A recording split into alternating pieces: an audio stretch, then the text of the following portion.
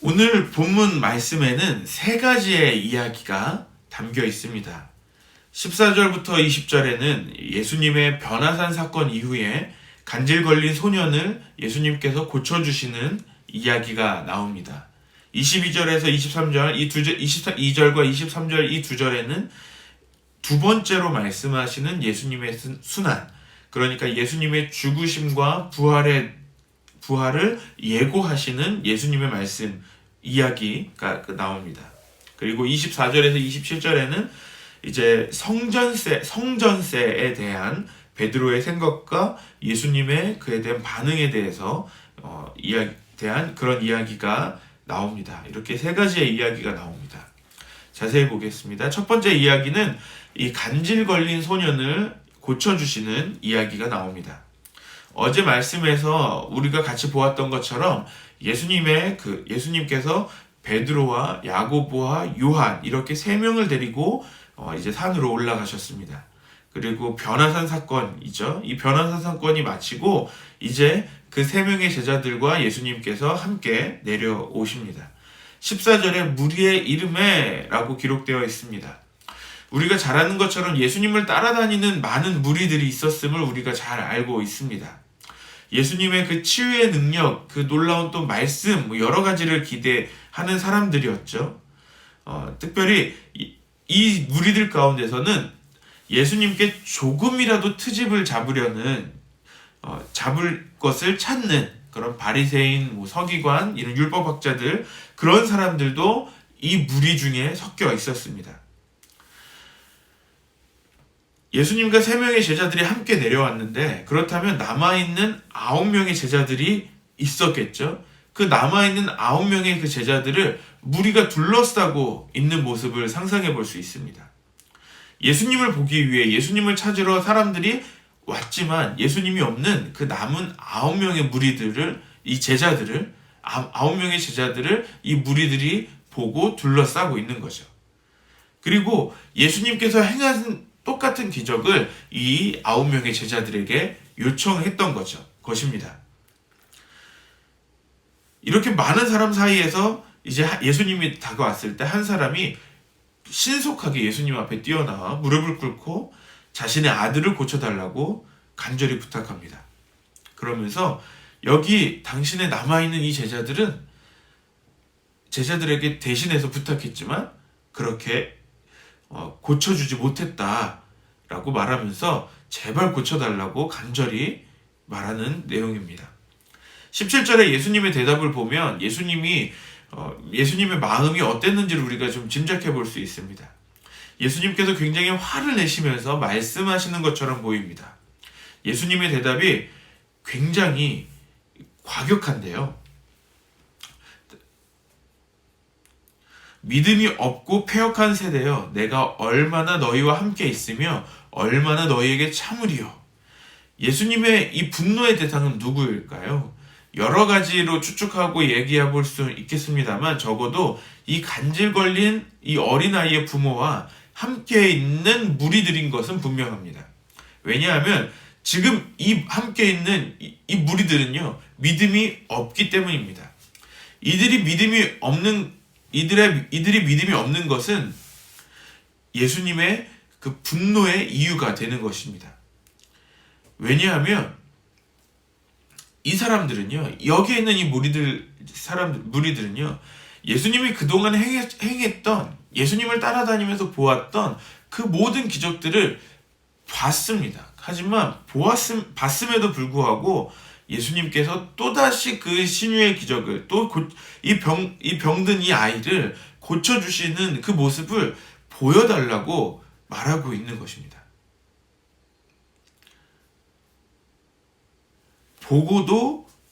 여지껏 보고도 믿지 못하는 그런 모습들에 예수님은 굉장히 분노하고 계십니다. 마치 마술사가 신기한 마술을 하는 것을 구경하는 사람들처럼 예수님을 보고 있는 것이죠. 보고도 믿지 않는 것입니다. 예수님은 그런 믿음 없음에 크게 분노하시면서도 결국 한 영혼을 사랑하시는 그 마음으로 그 아이 안에 있는 귀신을 꾸짖으시고 그 그 간질거린 그 아이를 낫게 하십니다. 이때 제자들이 조용히 예수님께 따로 질문합니다. 왜 우리는 예수님처럼 하지 못했습니까? 라고 질문합니다. 예수님께서 믿음이 작은 까닭에 못했다고 말씀하십니다. 그리고 겨자씨 한 알만큼의 작은 믿음이 있으면 산을 옮길 수 있다고 하십니다. 이 부분이 참 놀랍게 보입니다. 왜냐하면 믿음이 작기 때문에 사역을 이루지 못했는데 또 겨자씨 같은 작은 믿음이 있으면 산을 여기서 저기로 옮길 수 있다고 말씀하시기 때문입니다. 제자들에게 말씀하신 너희 믿음이 작은 까닭은 곧 그들의 연약한 믿음의 상태를 이야기하신 것입니다. 이렇게 보면 됩니다. 지금 9명의 제자들은 의심이 가득한 그 많은 무리들에 둘러싸여 있었다고 말씀드렸습니다. 간질걸린 아이를 앞에 두고 빨리 낫게 하라고 많은 사람들이 이야기하고 있습니다. 그 의심이 많은 그 무리 안에 있는 그 9명의 제자들의 모습은 어땠을까요? 아무리 예수님의 제자였지만 그 의심하고 있는 그 많은 사람들 앞에서 이제 주눅 들어 있는, 위축되어 있는 그런 모습을 보이고 있는 것입니다.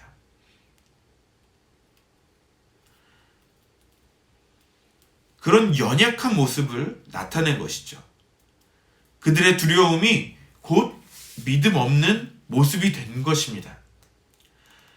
비록 혼자만 믿음이 있더라도 믿음이 있는 나의 모습이 아주 작은 겨자씨만큼 작을지라도 하지만 믿음을 가지고 있다면 못할 것이 없다고 예수님께서 제자들에게 말씀하십니다. 우리가 세상에서 믿음을 가지고 살면서 믿지 않는 사람들과 함께 있을 때 우리의 믿음을 보이는 것, 아니 지키는 것은 너무 힘들 때가 있죠. 하지만 그런 가운데에서도 우리의 믿음을 지킬 때 오늘 예수님께서 모든 것을 할 수 있다고 말씀하십니다. 내가 겨자씨만큼 작은 모습일지라도 믿음의 능력을 나타내는 우리 안성 열린교회 모든 성도님들이 되시기를 바랍니다. 아멘. 두 번째 이야기는 예수님의 죽으심과 부활에 대한 이야기입니다. 22절에 갈릴리에 모일 때에로 시작합니다. 이제 장소가 바뀐 것을 알 수 있습니다. 22절부터는 변화산 사건 이후 얼마나 시간이 지났는지는 알 수 없지만 이때 제자들과 함께 갈릴리에 모여서 예수님께서 말씀을 하시는 것입니다. 예수님께서 이제 사람들의 손에 넘겨져 죽임을 당하시고 3일 만에 부활하시겠다고 말씀하셨습니다. 예수님의 죽으심에 대한 이야기는 이 제자들에게 큰 걱정거리이며 불안한 이야기였습니다. 예수님은 3일 만에 부활하시겠다는 그 장차 있을 계획도 말씀하셨습니다. 그렇지만 제자들은 하나만 듣고 중요한 그 다음 이야기는 들리지 않았던 것 같습니다. 이 예수님의 이 순환에 대한 예고는 이건 두 번째로 말씀하신 것이죠. 베드로가 지난 마태복음 16장 22절에 예수님께서 그런 일이 있을 수 없다고 항변했다가 크게 혼났기 때문일까요? 베드로, 놀라운 그 믿음의 고백을 한 베드로에게 사단아! 라고 말씀하셨던 것처럼 그렇게 큰 호통을 당했기 때문일까요? 제자들은 아무 얘기하지 않습니다. 이번에는 그냥 그저 근심하고만 있습니다. 예수님께서 부활하실 것을 약속하셨지만 예수님의 죽으심 앞에 두려워하는 모습을 보입니다. 24절부터 시작되는 이야기는 이제 가버나움에서 일어난 이야기입니다. 여기에서는 반세계를 받는 자들이 나옵니다. 이 사람들은요, 성전세를 받는 자들입니다. 성전세는 이스라엘의 출애굽 사건을 기억하면서 하나님께 감사의 표시로 드리는 생명의 속전입니다. 20세 이상의 이스라엘 남자들이 성전의 유지와 관리를 위해서 1년에 반세겔씩 바치는 것입니다. 우리가 잘 아는 이 세금에 대한 예수님의 이야기를 알고 있죠. 가이사의 것은 가이사에게 바치라 라는 그런 세금과는 다른 것입니다. 로마에 내는 세금이 아니라는 거죠. 실제로 로마는 이 성전세에 대해서는 하나도 관여하지 않았다고 합니다. 단지 이스라엘 민족들끼리 자신의 민족의 자부심을 갖고 민족성을 고취하는 그런 그런 세금인 것이죠. 스스로 내는 자신들만의 세금인 것입니다. 자, 그렇다면 이 성전세에 대해서 예수님은 어떻게 오늘 본문에서 말씀하고 계십니까? 자, 예수님께서 베드로가 집에 들어오자 베드로에게 제일 먼저 질문하십니다. 너는 어떻게 생각하냐? 내가 이 성전세를 내야 될까? 라고 물어보시는 거예요. 이때 베드로는 아주 당연하게 이야기합니다. 당연하죠. 내야죠. 라고 얘기를 했었습니다. 세를 걷는 사람들에게, 반세계를 받는 사람들에게 당연히 예수님은 이 성전세를 내야 한다라고 이야기했었습니다. 하지만 예수님은 다시 한번 베드로에게 질문하는 것이죠. 여러분, 이 성전세를 예수님께서 내는 것이 당연할까요? 여러분 생각해 봅시다. 예수님은 누구십니까? 예수님은 하나님의 아들이십니다. 성전은 누구의 것이죠? 성전은 하나님의 집입니다. 그렇다면 하나님의 아들이신 예수님께서 그 성전을 유지하고 보수하는 데 사용되어지는 이 성전세를 내는 것이 당연한 것일까요? 예수님께서 그래서 베드로에게 계속해서 질문하시면서 말씀하시는 거예요. 세상에 있는 임금들의 아들들은 세금을 내냐? 라고 물어보시는 거죠. 예수님께서는 이렇게 질문하셨죠. 세상의 임금들은 자기 아들들에게 세금을 받냐? 아니면 다른 사람들에게 세금을 받냐? 라고 물어보세요. 베드로가 당연하게 얘기하죠. 다른 사람들에게 받는 거죠. 예수님도 말씀하시죠. 그럼 아들들은 그것을 물려받지 그 세금을 내는 사람들은 아니지? 라고 말씀하시죠. 무슨 이야기입니까? 예수님께서 말씀하시는 거예요. 내가 하나님의 아들인데 나는 그럼 내야 되냐? 라는 것을 말씀하시는 것이죠. 26절 말씀을 다시 보겠습니다. 베드로가 이르되 타인에게니이다. 예수께서 이르시되 그렇다면 아들들은 세를 면하리라. 하나님의 아들이신 예수님이 성전세를 내실 필요가 없다고 스스로 말씀하고 계시는 것입니다. 하지만 예수님은 다시 이렇게 말씀하십니다. 27절입니다. 그러나 우리가 그들이 실족하지 않게 하기 위하여 내가 바다에 가서 낚시를 던져 먼저 오르는 고기를 가져 입을 열면 돈 한 세겔을 얻을 것이니 가져다가 나와 너를 위하여 주라 하시니라. 아멘. 예수님께서 내시겠다고 하시는 거예요. 왜냐하면 그들이 실족하지 않게 하기 위해서 내시겠다는 것입니다. 이제 예수님은 이 십자가의 고난을 당하셔야 하는 중요한 그 시간을 앞두고 계십니다. 그런 중요한 일을 앞두고 예수님이 하나님의 아들이시며 메시아이심을 모르는 사람들에게 불필요한 오해를 불러일으켜서 아주 다른 이 십자가의 고난 사건이 아닌 다른 마찰이 생기는 것을 원하지 않으셨기 때문인 것입니다. 실제로 예수님께서 스스로 하나님의 아들이라고 말씀하실 때마다 바리새인과 서기관들이 예수님이 하나님의 이름을 모욕하는 것으로 여겼죠. 예수님께 맡겨진 사명을 완전히 이루시기 위해서 예수님은 물고기의 입에서 한 세겔을 찾게 되는 그 하나님의 능력을 또 나타내시면서 성전세를 지불하십니다.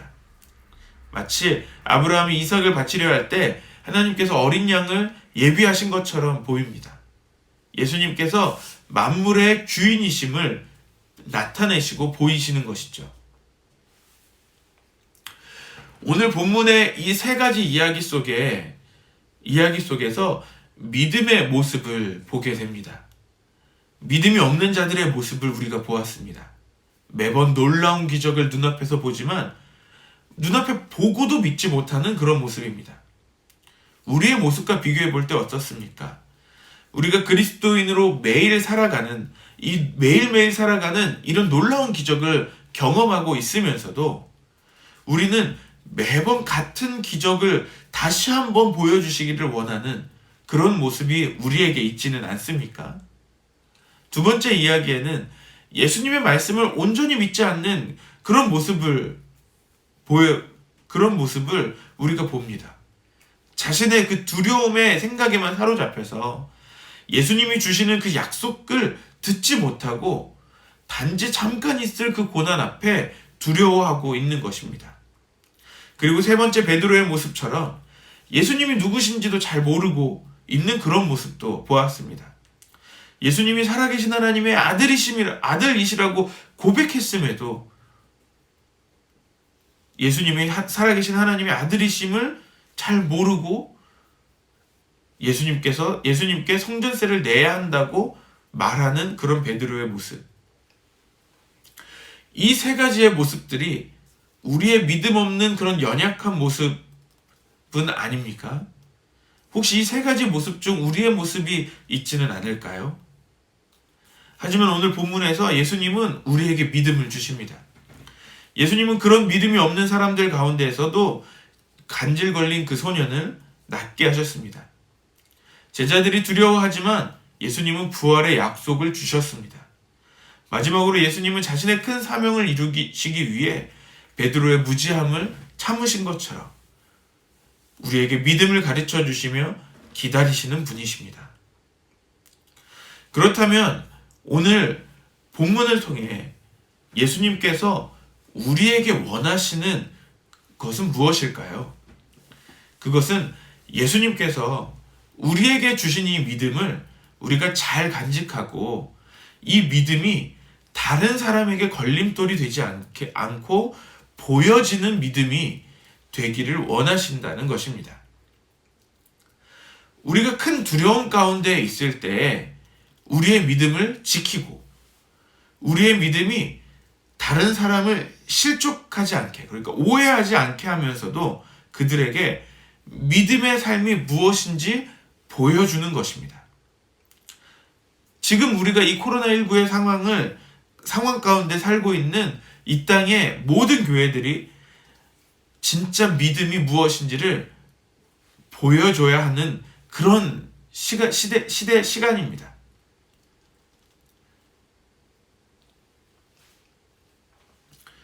특별히 또 그렇게 우리의 믿음을 지키면서 믿음을 보이면서 우리의 믿음의 행위가 그들에게 오해를 사지 않게 해야 하는 것이죠. 오늘 이 말씀 우리에게 주신 이 말씀처럼 오늘 우리의 하루가 예수님이 기뻐하시는 그런 진짜 믿음을 나타내는 우리 사랑하는 안성열린교회 모든 성도님들이 되시기를 바랍니다. 우리의 모습이 겨자씨만큼 작을지라도 우리가 믿음을 가지고 있다면 우리는 모든 것을 할 수 있습니다. 예수님께서 말씀하신 것처럼 못할 것이 없다고 말씀하십니다. 오늘 하루 그런 믿음을 끝까지 붙잡고 살아가는 우리 모든 성도님들 되시기를 바랍니다.